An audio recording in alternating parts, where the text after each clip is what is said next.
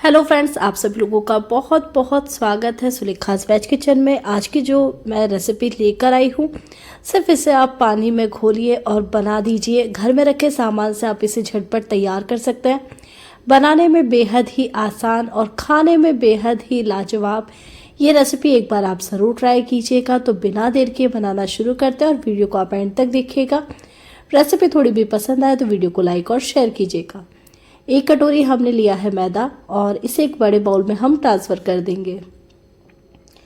अब मैदा को ट्रांसफ़र करने के बाद 1 पिंच इसमें हम ऐड कर देंगे नमक, ताकि मीठा हमारा बैलेंस रहे। तो सिर्फ 1 पिंच इसमें हमने नमक ऐड किया है और 1 से 2 इसमें हम डाल देंगे देसी घी की।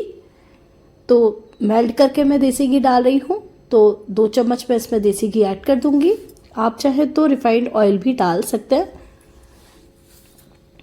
अब आपको क्या करना है, मैदा और देसी घी को अच्छे से आपको मसल देना है, ताकि जो मैदा है वो दानेदार टेक्सचर का तैयार हो सके।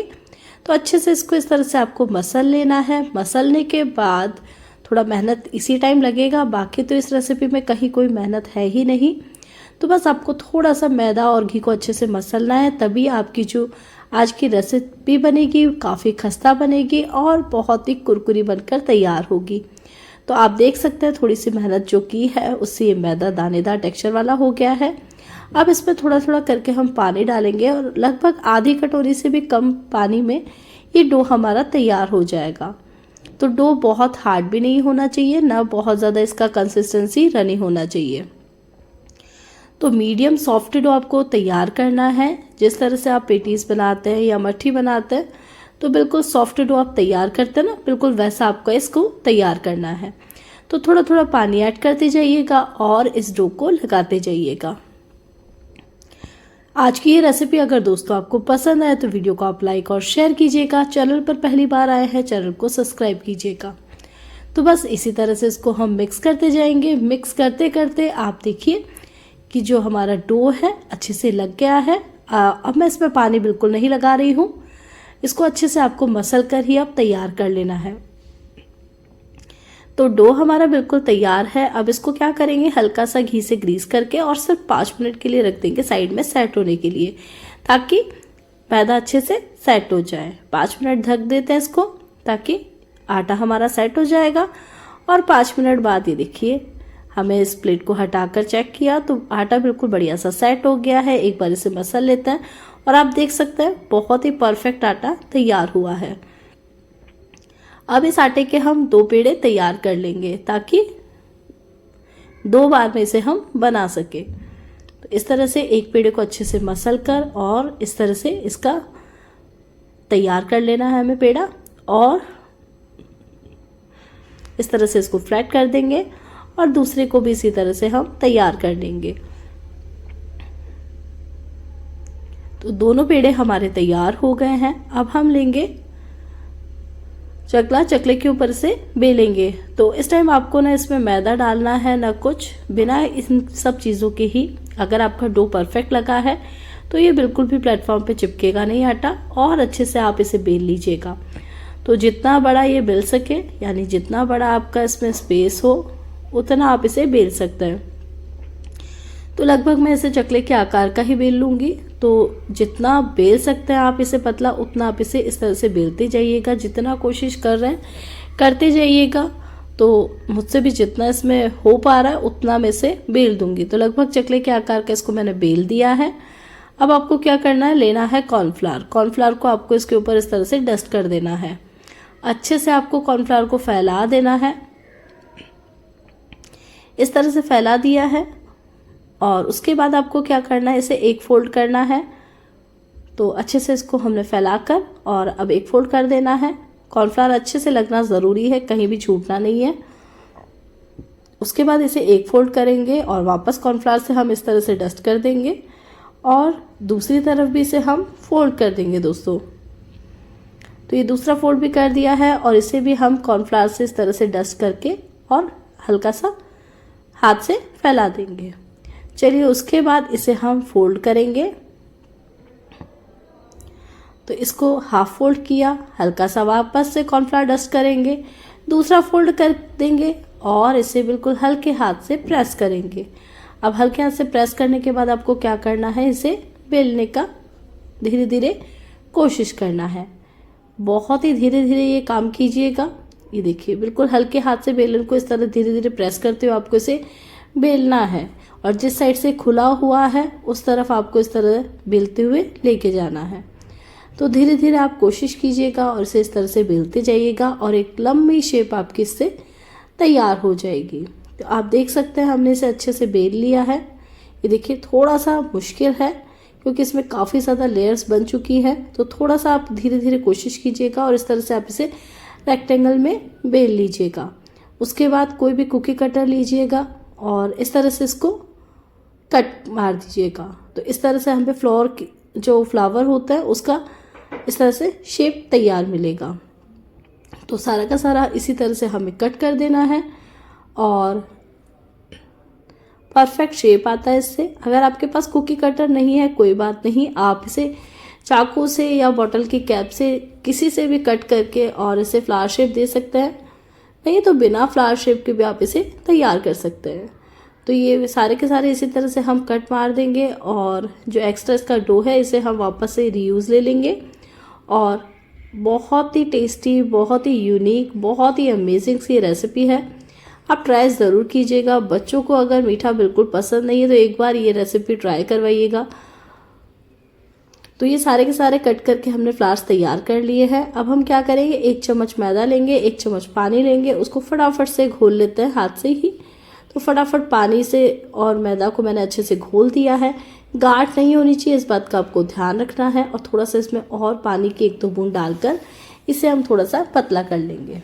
तो घोल तैयार है और इस घोल का यूज़ कहाँ करना है ये मैं आपको आगे बताती हूँ। तो जो हमने फ्लावर तैयार किए उनके ऊपर आपको इस तरह से थोड़ा सा प्रेस करते हुए इसे लगा देना है। और अगर आपको इसके ऊपर और लेयर्स तैयार करनी है तो इस तरह से आप दूसरे फ्लावर की लेयर उतार कर और उसके ऊपर लगा सकते हैं, नहीं तो आप इन्हीं लेयर्स को शेप दे सकते हैं। बहुत ही डिफरेंट यूनिक सी मिठाई है, आप एक बार ट्राई कीजिएगा। ये देखिए थोड़ा सा इसे प्रेस कर दीजिएगा अंदर की तरफ और एक एक करके सारे के सारे इसी तरह से आपको शेप दे देना है। ऊपर आपको इस तरह से लगाना है और प्रेस करते जाना है ताकि एक फ्लावर की शेप आपको इस तरह से तैयार मिलेगी। तो सारे के सारे हमने इसी तरह से तैयार कर लिए हैं। अब इसे हम फ्राई करेंगे। तो मैं देसी घी में फ्राई कर रही हूँ। घी ज़्यादा गर्म नहीं होना चाहिए, बस कढ़ाई में मैंने घी डाला और कढ़ाई और गैस ऑन किया है। तो बिल्कुल हल्का हल्का गैस अभी लो पे रखा हुआ है मैंने और घी ज़्यादा गर्म नहीं है। हाई पे करोगे तो डालते ही जल जाएगा। तो आपको क्या करना है, बहुत ही कम हल्के घी में ही आपको इसे डालना है। आप रिफाइंड में भी इसे कर सकते हैं और आप देख सकते हैं जैसे जैसे इसे हम डाल रहे हैं वैसे वैसे बबल्स की तरह एकदम से ये हमारे फ्लावर फूलकर रेडी हो रहे हैं। तो अमेजिंग यूनिक सी इस रेसिपी को आप एक बार ट्राई कीजिएगा और इस रेसिपी को कहाँ से देख रहे हैं ये ज़रूर मेंशन कीजिएगा दोस्तों। तो फटाफट सारे के सारे इस फ्लावर इसी तरह से हम जितना स्पेस है डाल देंगे, बाकी हम सेकंड बैच के अंदर तैयार करेंगे। तो जितना आ सका मैंने डाल दिया है और आप देख सकते हैं एक एक करके इनका लेयर्स खुल रहा है। तो आप चाहे तो सारे फ्लावर्स के लेयर्स अलग करके और उनको वापस स्लेरी से चिपका भी सकते हैं। बिल्कुल अलग टाइप का एक फ्लावर तैयार हो जाएगा। और नहीं तो आप मेरी तरह सिर्फ एक एक ऊपर लीफ अलग से एक्स्ट्रा लगा दीजिए और नीचे की लेयर्स को ऐसे ही रहने दीजिए। अब आपको इन्हें इस तरह से अलटना पलटना है फॉक की हेल्प से। जब ये हल्का सा अच्छे से फूल जाए, एक तरफ से फ्राई हो जाए, उसके बाद आपको इस तरह से इनको घुमाना है, अलटना है, पलटना है। अब आप चाहें तो इसका कलर वाइट ही रख सकते हैं बिल्कुल लो फ्लेम पे से फ्राई करके, और आप चाहें तो मेरी तरह इसका कलर थोड़ा सा डिफरेंट डार्क भी कर सकते हैं। तो फटाफट इस तरह से हम इसे फ्राई करेंगे और बस अलटते पलटते कलर आने तक आपको इसे बढ़िया सा पका लेना है। तो आज की इस रेसिपी को अपना प्यार दीजिएगा। थोड़ी भी पसंद आए दोस्तों तो वीडियो को आप लाइक और शेयर कीजिएगा फैमिली और फ्रेंड्स में। चैनल पर पहली बार आए हैं चैनल को सब्सक्राइब कीजिएगा, बेल नोटिफिकेशन कॉल पर सेट कर दीजिएगा ताकि जब भी कोई रेसिपी या वीडियो मैं अपलोड करूं नोटिफिकेशन आपके पास फटाफट पहुंच जाए। तो ये सारी टेस्टी सी हमारी करारी करारी सी मिठाई बन तो गई है, लेकिन अभी इसमें मीठा बाकी है। तो पहले इसे फ्राई कर लेते हैं। फ्राई होने के बाद इसे अब हम निकाल लेते हैं एक प्लेट के अंदर, और दूसरा बैच भी हम इसी तरह से तैयार कर लेंगे। तो चलिए अब इसे मीठा करने की बारी है। तो मीठा करने के लिए दोस्तों हम क्या करेंगे, एक चाशनी तैयार करेंगे। तो 1 कप पानी लेंगे और 1 कप चीनी लेंगे। पानी आप थोड़ा कम भी ले सकते हैं, बाकी हमें कोई तार की चाशनी इसकी तैयार नहीं करनी है। तो ये फ्राई हो गया है, दूसरा बैच फ्राई होने के लिए डाल देंगे और चाशनी तब तक हम तैयार करते हैं। तो 1 कप चीनी और 1 कप से थोड़ा सा कम पानी डालकर और इसकी चाशनी तैयार करेंगे। फ्लेवर के लिए इलायची, केसर, केवड़ा, रोज़ वाटर आपको जो पसंद है आप ऐड कर सकते हैं, और कुछ पसंद नहीं है तो सिर्फ इस शुगर सिरप को ही आप इंजॉय कर सकते हैं। तो मैं इलायची डाल रही हूँ फ्लेवर के लिए। हरी इलायची को इस तरह से तोड़कर डाल दिया है, इससे फ्लेवर भी अच्छा आ जाता है और बाद में से आप हटा भी सकते हैं। तो बच्चों को अगर नज़र आता है इलायची तो बच्चे नहीं खा पाते हैं। तो इस तरह से तोड़कर डालने से होता है कि बाद में आप इलायची का फ्लेवर अच्छे से चाशनी में आ ही जाता है और आप इसे हटा भी सकते हैं।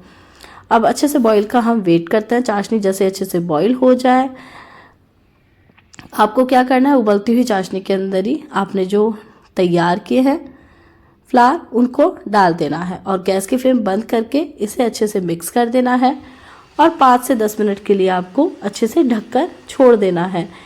और अच्छे जूसी तैयार हो इसके लिए आप इसे लगभग 15 से 20 मिनट के लिए भी छोड़ सकते हैं अगर आपको जल्दी नहीं है तो।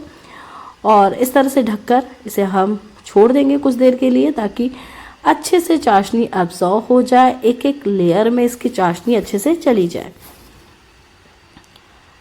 तो अच्छे से मिक्स कर दिया है। 5 मिनट बाद इसे हम चेक करेंगे और अगर आपको जल्दी नहीं है तो आप 15 से 20 मिनट बाद भी इसे चेक कर सकते हैं। तो ये देख सकते हैं आप चाशनी अच्छे से अब्सॉर्ब हो चुकी है और अब हम निकाल लेते हैं। अगर आपको मीठा कम पसंद है, चाशनी कम चाहिए, तो बस आप इस स्टेज पे इसे निकाल लीजिएगा और इसे प्लेट में सर्व कर दीजिएगा।